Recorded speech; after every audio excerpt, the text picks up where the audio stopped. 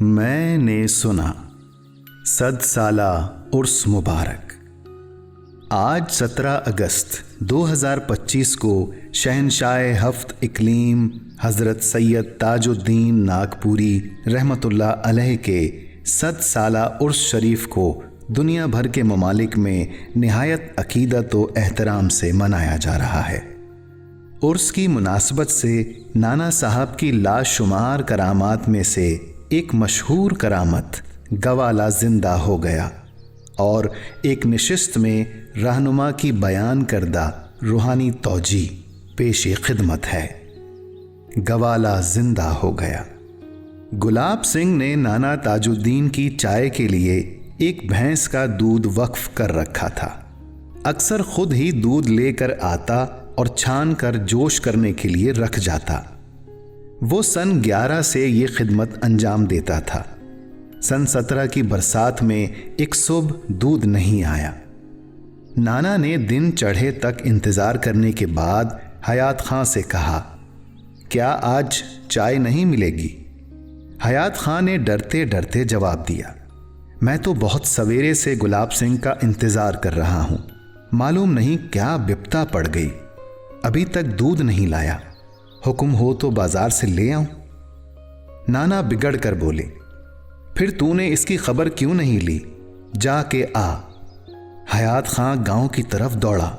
گاؤں میں داخل ہوتے ہی اس کی نظر گلاب سنگھ کی ارتھی پر پڑی۔ لوگ کریا کرم کے بندوبست میں لگے ہوئے تھے۔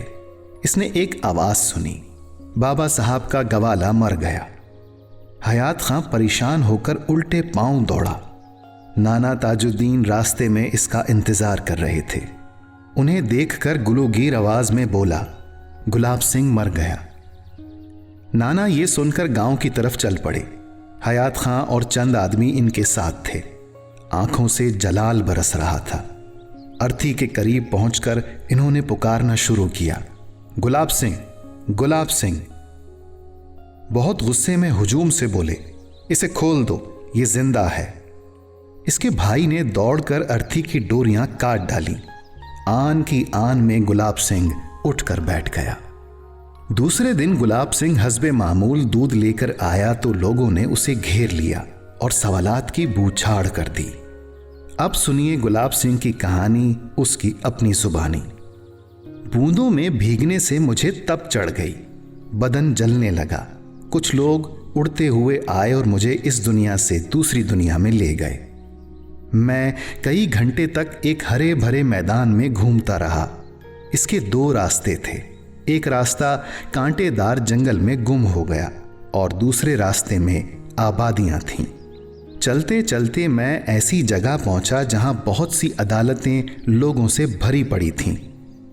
انہی عدالتوں میں اونچی کرسی کی ایک عمارت دیکھنے میں آئی جس کے دروازے بڑے بڑے تھے۔ میں نے دیکھا بابا صاحب ایک دروازے میں کھڑے کچھ سوچ رہے ہیں۔ پھر وہ محراب کی طرف بڑھے۔ یہاں تخت پر 2 جگ کے تاجدار، انبیاء کے سردار صلی اللہ علیہ وآلہ وسلم تشریف رکھتے تھے۔ بابا صاحب تخت کے سامنے ٹھہر گئے اور سر جھکا کر درخواست کی، میرے آقا گلاب سنگھ کی واپسی کا حکم دیا جائے۔ نہیں، بارگاہ نبوی سے ارشاد ہوا۔ بابا صاحب پھر سوچ میں پڑ گئے۔ چند منٹ بعد ہونٹوں کو جنبش ہوئی۔ اگر یہ درخواست قبول نہیں ہو سکتی تو غلام حضور کے بخشے ہوئے پیرہن کا مستحق نہیں، یہ کہہ کر بابا صاحب کرتا اتارنے لگے۔ سرور کونین علیہ الصلاۃ والسلام نے مجھے ایک نظر دیکھ کر فرمایا، گلاب سنگھ تم جا سکتے ہو۔ توجیہ: گوالے کو نانا صاحب سے بہت عقیدت تھی۔ اس نے نانا صاحب کی خدمت کے لیے درخواست پیش کی جو قبول ہوئی۔ ملک الموت گوالے کو لینے آئے۔ نانا صاحب نے تکوینی امور میں مصروفیت کے باعث توجہ نہیں فرمائی۔ بعد میں جب آپ کے علم میں آیا کہ آپ کا خادم بغیر اجازت لے لیا گیا ہے تو آپ گوالے کی واپسی کے لیے دربار رسالت میں حاضر ہوئے۔ اس واقعے سے واضح ہوتا ہے कि मुर्शिद अपने मुरीद से किस कदर मोहब्बत करते हैं। इस ज़िमन में रहनुमा ने फरमाया, दोनों तरफ मुर्शिद की मोहब्बत थी।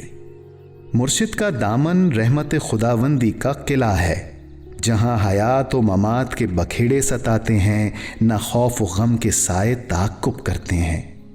बरसों पहले ख़वातीन व हज़रात के एक वफ़द के हमरा मैं रहनुमा से मुलाकात के लिए हाजिर हुई। आप बहुत खुश हुए और फरमाया, असल घर मुर्शिद का घर होता है। हर रिश्ता ख़त्म हो जाता है, मुर्शिद का रिश्ता कभी ख़त्म नहीं होता। मुर्शिद कब्र में भी साथ रहता है, हश्र में भी साथ रहता है। जब तक वो अपने बच्चे को किसी ठिकाने न लगा दे, चैन से नहीं बैठता।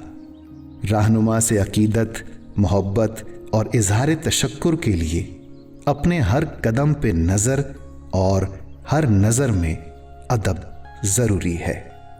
रहनुमा का फरमान है, मेरे बच्चों, ऐसा काम न करना कि बड़े दरबार में मुझे शर्मिंदा होना पड़े।